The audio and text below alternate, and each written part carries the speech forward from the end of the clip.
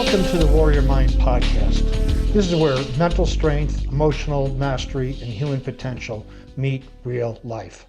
I'm Greg Swanson, and each week we strip away the noise, sharpen the mind, and train the inner warrior required for modern life. Let's get into today's podcast. Why you keep returning to the same level you started at. Hi, this is Greg Swanson. Welcome back to the Warrior Mind podcast. This is episode number 763. And today we're going to be talking about a topic I've talked about quite often and in different forms, but it's human performance. And actually, why do we keep returning to the same level? Performance would infer that we're getting better, but often we just return to the same level. So today in this podcast, we're going to be exploring this a little bit further. So, many people think human performance is about pushing harder, learning more, or setting bigger goals, or just going after it, no pain, no gain. That's performance. But it really isn't. Human performance is controlled by our identity system underneath the effort. Until the system changes, most people keep returning to the same familiar level. Now, this identity concept is something I've been also exploring over the past several podcasts and blog posts and articles. But we want to look at who do you think you are on an unconscious level is exactly how you will perform. You may read information, you may get knowledge on how to increase your performance, but if your identity, your self-image doesn't change, you're going to always fall back to that level. And so what we're going to explore today is a little bit more of that. So, why you keep returning to the same level. Human performance describes how effectively a person converts their existing abilities into meaningful, sustainable results. Their existing abilities, not their future abilities, but their existing abilities. And there are contributing factors to human performance. One is potential, right? So if we have existing abilities, then our human potential represents what a person may be capable of becoming, developing, or achieving. When their abilities are cultivated and the constraints limited, their expressions are recognized and addressed. So what that basically means is our human performance is based on our existing abilities. But that human performance has several factors, one of which is our human potential, which represents what we're capable of becoming, independent of what we're doing right now. But the key, that gap, if you will, is based on our identity. And so here are some other factors that come into play when we talk about human performance. The complacent zone. And I've talked about this quite often. I'll go into it a little bit more today, but this complacent zone is basically our identity. It's who we think we are. And we vacillate in between this. And so this has a big deal. This is a big influence on our performance. Identifying limit performance. So when we identify our limiting performance, we go, yeah, that's about it. We tend to buy into that story. So our performance stays stuck where it is, even though our potential can be much more. And then change requires expansion. So again, performance is what we're doing now. Potential is what we can do. And if we can get out of our way and remove the anchors from our identity and our self-image to hold us back, we can then change ourselves, and this requires expansion outside of that complacent zone. So human performance is more than output, right? It's the relationship between capability, identity, beliefs, values, needs, and the level of life a person keeps recreating. Now, I know this sounded like a lot, but that's why you go to a coach, is to help identify these things, your capabilities, your identity, your beliefs. All of those play into a factor on what your performance is.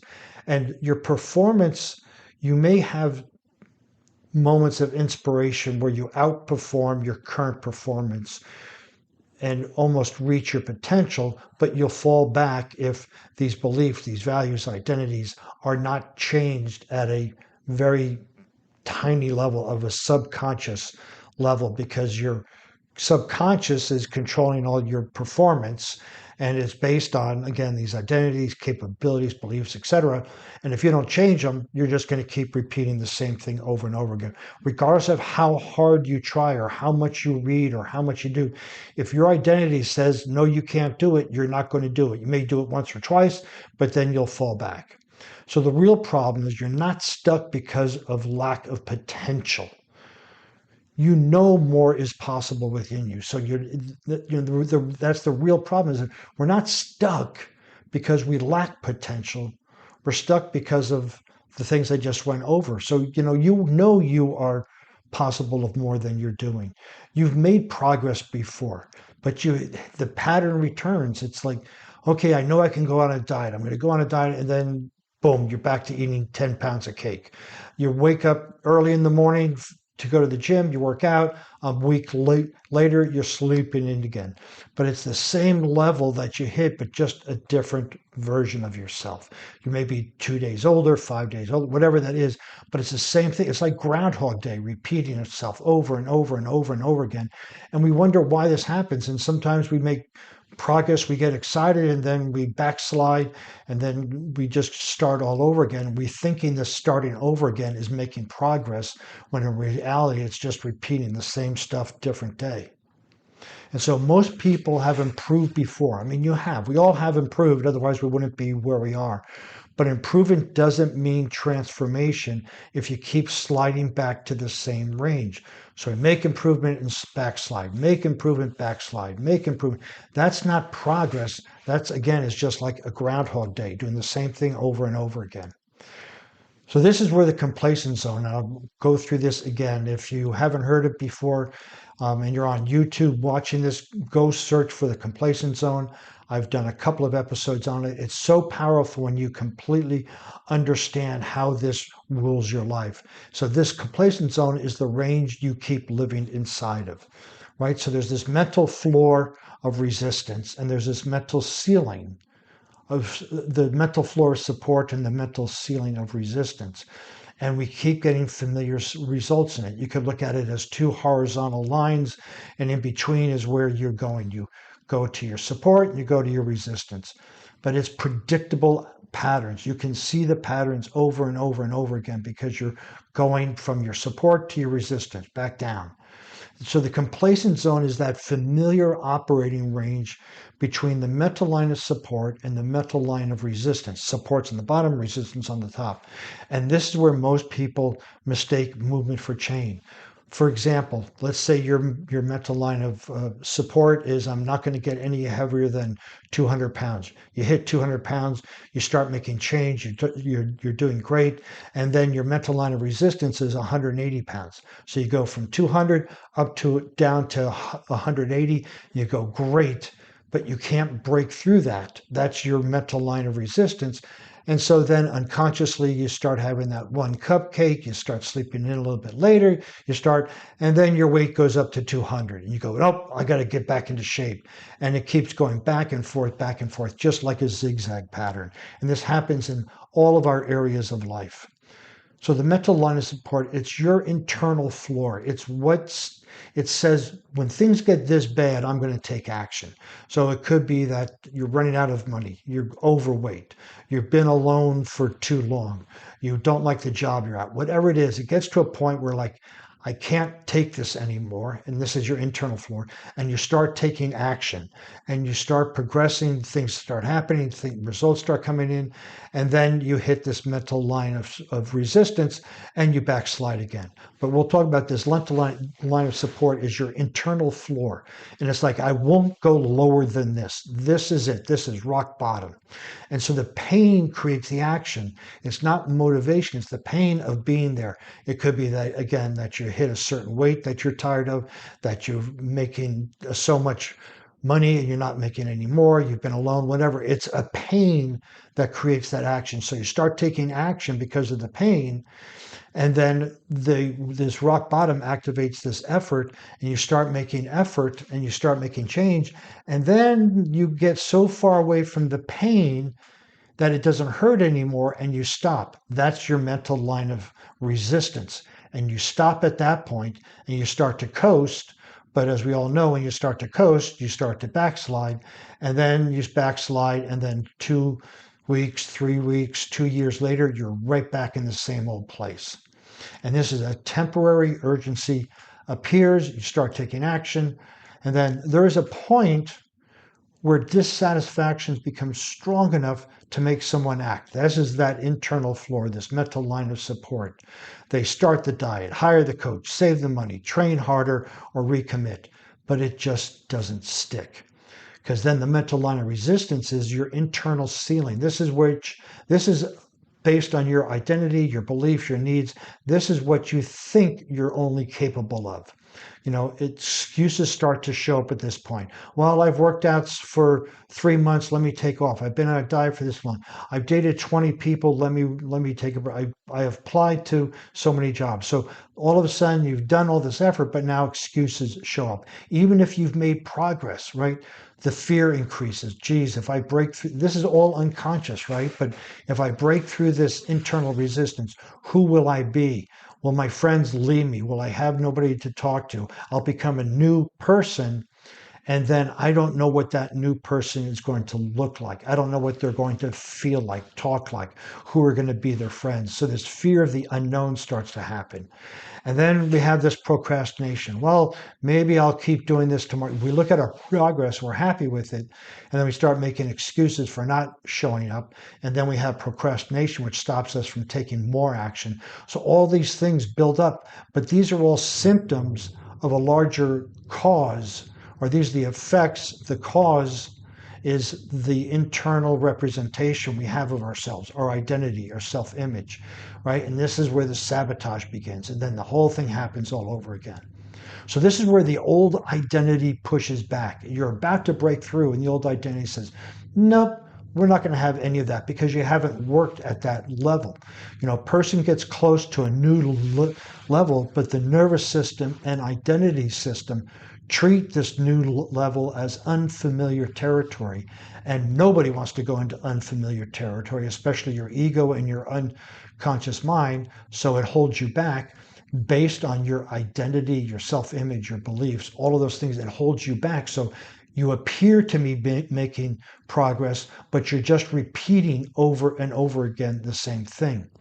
So why backslides happen? The pattern is protecting the familiar, right? We have beliefs, emotions, values, past experiences, all these things that play a contributing factor into it. So backsliding is not random.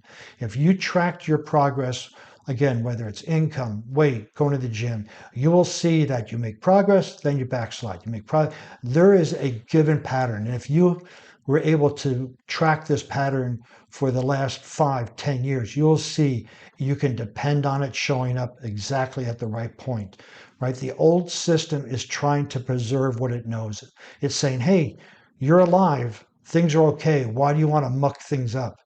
Even when the goal is better and the identity still may be not loyal to that familiar, right? So we can have this massive goal we want to get after. We're excited about it. We start taking action and we get to a point and we have to do things so unfamiliar. Wake up at 4 o'clock in the morning, stay up late, go to sleep early, eat different food, talk to different people. All of this plays a role and it's all different and unfamiliar. And our unconscious says, based on who you believe you are, this doesn't align. So we're going to make sure you stop all of that nonsense and come back to the familiar. Again, this is working without working on the unconscious. So here's the trap. You call it progress, but it's repetition, right? Lose weight, you gain it back. You save money, you spend it. You build momentum, then you stop. Same cycle, new excuses. If you keep moving between the floor and the ceiling, this mental line of support and mental line of resistance, you are not creating a new future. You are recreating the past with better language. And I can't drive this home, emphasize this enough, that until you break through this mental line of resistance, you're going to keep repeating the same thing over and over again. And the contributing factor is your identity. And your identity is made up of your beliefs, your needs, your values, etc. So needs, values, beliefs, identity. This is the hidden operating system. This is what's controlling basically your thoughts and your behavior. Yeah, it'll let you play for a little bit, but it's going to rein you in when you get too close to change, right? Needs, your needs, I've gone through what these needs are. The needs aren't, oh, I need a car, I need this. No, there's certainty, there's variety, there's belonging, there's love. There's 6 needs. You could look up Robbins' 6 needs, but these needs drive our urgency. And our values in our life direct our choices, and our beliefs set permission. Yes, this is true, this is not true. And our identity controls consistency. So all of these things play into creating your operating system, basically your hidden operating system. And these are things that are driving your thoughts and your behavior, which drives your results. So human performance is just not about discipline. Discipline is forcing yourself to do something against what you really want to do. So we have to figure out, why don't you really want to do it? Change that. Then you won't need the discipline, right? Needs, values, beliefs, identity determine what feels possible, safe, deserved, and sustainable. So this is the work that we have to do. So then we have this probabilities versus possibilities. Your current pattern predicts your future, right? The past creates data. Here's what happened in the past. The present confirms that trajectory, and the same system, same outcome. The possibility lives beyond resistance, right? So you have your probability, which is based on what you did in the past and what you're doing now. We could project that out and say, this is your probable outcome. Your possibility is when what you do today is completely different than what you did last week or in the past, and that's going to set a new trajectory, right? So 2 points create a line, your past and your present. Your past and your present reveal the probability of your future, unless something interrupts that system, and possibility begins outside the mental line of resistance. So when we say we're possible, right, human potential is the possibility. Anything is possible, but what is probable is based on your past and what you are doing now. And when you draw that straight line, you can predict where you're going to be 1 year, 2 year, 5 years, 10 years from now, based on the past and what you're doing now. But if you want to know what is possible, you need to change yourself today to change that trajectory, so that today won't become the past of tomorrow, and you just keep drawing this line. So this is a concept that really, if you don't change, if you don't make a radical correction or even a small 1-degree correction, we can predict exactly probability where you're going to be 1 year, 2 year, 5 years, 10 years down the road. But that excludes your possibilities, your potential, which is unlimited in all sense of the word, but it's limited based on your identity, your needs, your values. Right? So the breakthrough requirement, change must become familiar. So break through that resistance. You have to understand what that resistance is coming from, and then identify your identity and to break through that mental line of resistance. And you want to stay there long enough above it. So we can break through it and come back down, break through it, come back down. But we want to break through and stay to that mental line of resistance, so the new ceiling becomes your floor. That is, we want this new line of resistance now become your new line of support. That's the lowest you're going to go from now on. Not back to the old one. You've reset the thermostat, that this is now the new one. And this is where your identity expands, when you stay above that mental line of resistance, so it becomes your mental line of support. You now have a new identity, and now you have new possibilities out there. So the breakthrough is not the moment you cross the line, meaning your mental line of resistance. The real work is staying beyond the old ceiling until the nervous system, behavior, and identity adapt. And we want to work both with the external and the internal. So the external would be doing those things that the new you would do. Wake up at 4 o'clock, go to the gym, eat healthier, save money. Keep doing those things, but then working on your identity and your values and your needs so that they then align with the behavior. Because again, if you just do the behavior and don't align with your internal representation, that's going to be out of alignment. So we work both ends to the middle to create this lasting change. So this is kind of where a physical challenge reveals the pattern, right? The body exposes the truth. A heavy weight exposes hesitation, right? If you're about to lift something heavy, kind of wait, you wait, you wait. And this happens in life too. If a heavy weight mentally is going to expose your hesitation. Fatigue exposes excuses. If you wake up late and you went to bed late, you only have 3 hours of sleep, you're going to be fatigued, you're going to have excuses on why you can't perform your best, not just physically, but mentally. And training exposes your identity. Pressure reveals your standards. This ties to a physical challenge, but training reveals performance patterns faster than thinking alone. Under physical stress, the mind stores what become visible. And this is why I love working out in CrossFit so much, because you get involved in it, it will show up. You'll start making excuses on why you can't do things. And all we need to do is change your excuses to a reason. And then you can start changing your identity. But if you make these excuses underneath physical duress, you're probably going to make the same excuses underneath mental duress. How you do anything is a reflection of how you do everything. And so here we want to do is expand that system. We want to rebuild alignment across our physical, our mental, our emotional, and our meaningful purpose. We want to build alignment around that so that we can expand, right? Human performance changes when a man expands the identity system controlling his results. And I put together a framework, if you will, called the Resilient Man Framework, and it helps identify the hidden limits and rebuild performance from the inside out. You can find this in the description below if this is YouTube, or you can find this on my website where this podcast is also hosted. So if you liked this podcast and want to see the show notes on it, you can go to warriormindcoach.com where you can download that report and find more useful information. And while you're over there, you can request a power strategy call as well. And since you'll be on the internet, please follow me on LinkedIn, Facebook, Pinterest, and Instagram, all under Warrior Mind Coach. Thanks for spending this time with me on the Warrior Mind podcast. Remember, your mind is not neutral. If you don't train it intentionally, it'll be shaped by the world around you. Until next time, stay strong, stay aware.